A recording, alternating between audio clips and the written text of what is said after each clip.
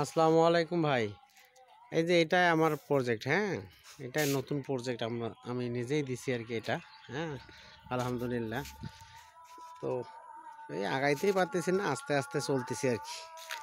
হ্যাঁ, তো ভাবলাম যে ভাইকে ভিডিওটা দিই। এটা পুরোটা একটা সেট, এই যে এটা পুরোটাই আমার একটা বিশাল বড় সেট আর কি। হ্যাঁ, এটা সেট করতেছি অলরেডি, অ্যাঙ্গেল ট্যাঙ্গেল দিয়ে স্ট্রাকচার হয়ে গেছে। তো আমরা এখন ব্লক করতেছি অবশ্য। এই যে ব্লকগুলি আমরা ব্লক করতেছি, ইট করতেছি, টাইলস করতেছি। হ্যাঁ, বর্তমানে এগুলো আমরা করতেছি। হ্যাঁ,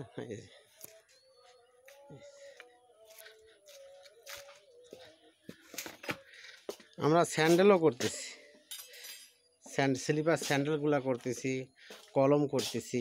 হ্যাঁ,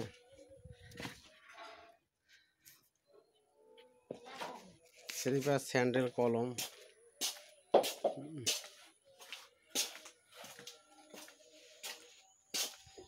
এগুলো টাইলসের ফর্মা, সব এগুলো সব টাইলসের ফর্মা।